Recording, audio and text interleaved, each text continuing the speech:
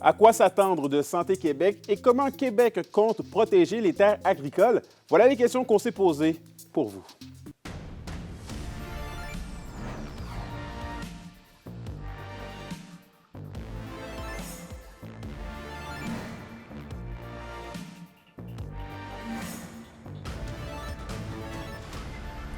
Ici Anthony Dallaire et voici vos informations. La nouvelle réforme du système de santé est entrée en vigueur depuis quelques jours. Quels impacts aura cette réforme sur la région? Alexandre Cabana a discuté avec la PDG du CISAT. Madame Roy, très content d'être avec vous, vraiment, en cette fin d'année 2024 qui marque aussi le début d'un renouveau Santé Québec qui arrive. C'est la troisième réforme quand même en à peu près 20 ans. Qu'est-ce que celle-ci, Santé Québec, elle va nous apporter de plus à nous, les gens qui profitent du système de la santé? Avec la création de Santé Québec, le grand changement, c'est la création de la Société d'État qui fait en sorte que nous, maintenant, le CIS de l'Abitibi-Témiscamingue, on fait partie de la grande famille de la Société d'État. On est tous ensemble. Donc, on n'est plus 34 établissements qui faisons de notre mieux pour améliorer notre système de santé à l'intérieur de nos établissements. On est tous ensemble, c'est une force de groupe, puis on le sait, l'intention avec Santé Québec, c'est pas seulement qu'on prenne les meilleures pratiques au Québec ou au Canada, mais c'est de regarder à travers le monde. Il n'y a pas de raison pour que, ici au Québec, on n'ait pas le meilleur système de santé, services sociaux au monde, avec beaucoup plus d'utilisation de technologie. Et ça s'en vient. Le dossier santé numérique dans Santé Québec, on aura des projets vitrines prochainement avec des établissements au Québec.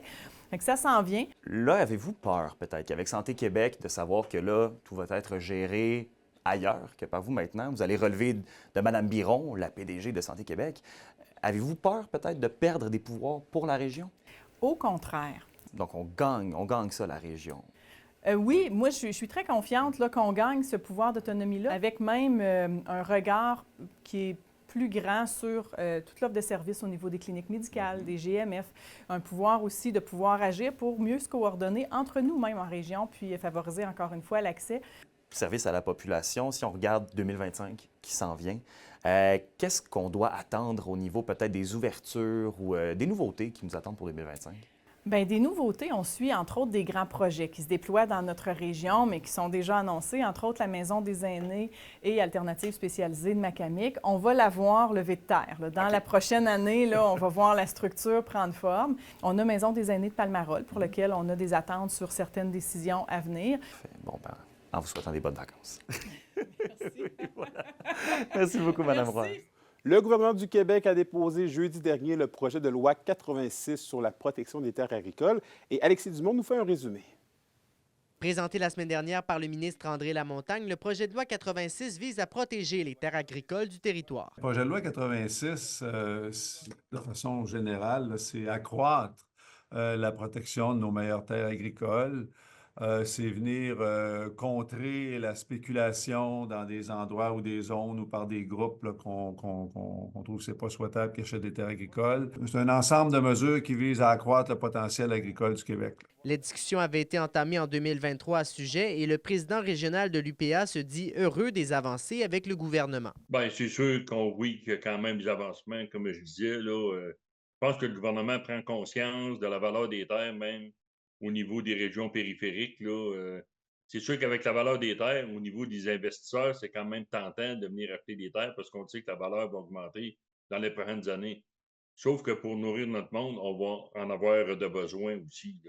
Fait que c'est dans ce contexte-là, je pense que le gouvernement est en train de prendre conscience de protéger ces terres-là. Pour la préfète de Témiscamingue, c'est un pas dans la bonne direction, mais il reste quand même plusieurs détails à régler. Alors, je peux dire que pour plusieurs enjeux qu'on rencontre dans le monde municipal, la révision de la loi sur la protection du territoire des activités agricoles répond partiellement ou pas du tout à ces enjeux-là, même si on doit reconnaître qu'il y a quelques avancées dans le projet de loi qui est soumis.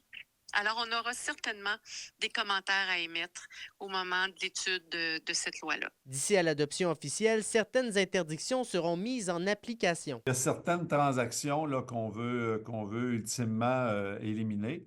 Et alors, on a, au moment où on se parle, il y a comme un moratoire qui est en place jusqu'à temps que la loi soit adoptée sur une acquisition par un fonds d'investissement, là, selon la définition de l'autorité des marchés, quel qu'il soit sur le territoire, ou sinon par d'autres personnes morales là, qui ne sont pas en agriculture. La nouvelle modernisation du projet de loi devrait entrer en vigueur dès le printemps prochain. Alexis Dumont pour RNC Nouvelles. Le décès tragique de motoneigiste octogénaire en Abitibi-Ouest dimanche dernier en a bouleversé plus d'un.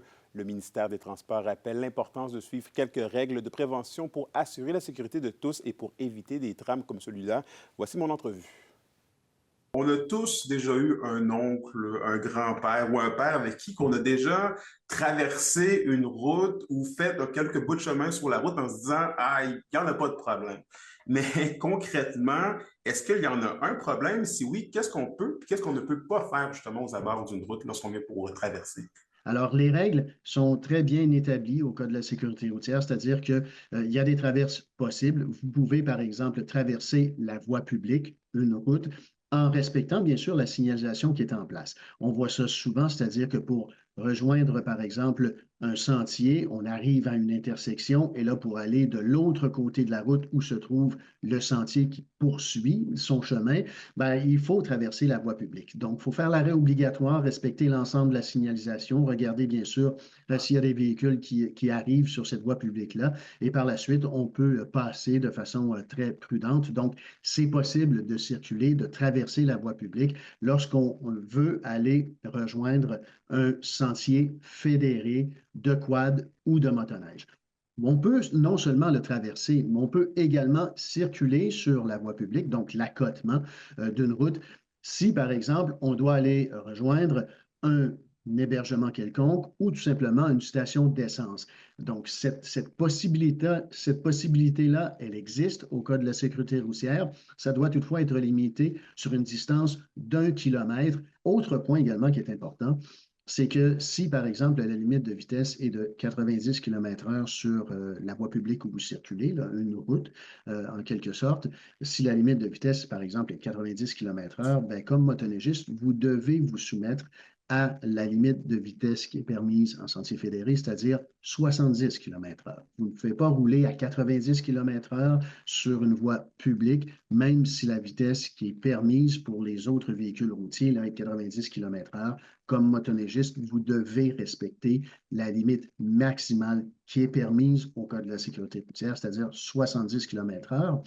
Et également, la même règle s'applique. Par exemple, si vous circulez sur une voie publique où la limite de vitesse est de 50 km/h, comme motoneigiste, vous ne pouvez pas rouler à 70 km/h en vous disant, bien, dans les sentiers fédérés, c'est permis de rouler jusqu'à 70 km/h. Vous devez respecter la limite de vitesse qui est indiquée sur le chemin public. Donc, si la limite de vitesse sur le chemin public que vous utilisez est de 50 km/h, vous devez vous limiter à cette vitesse maximale.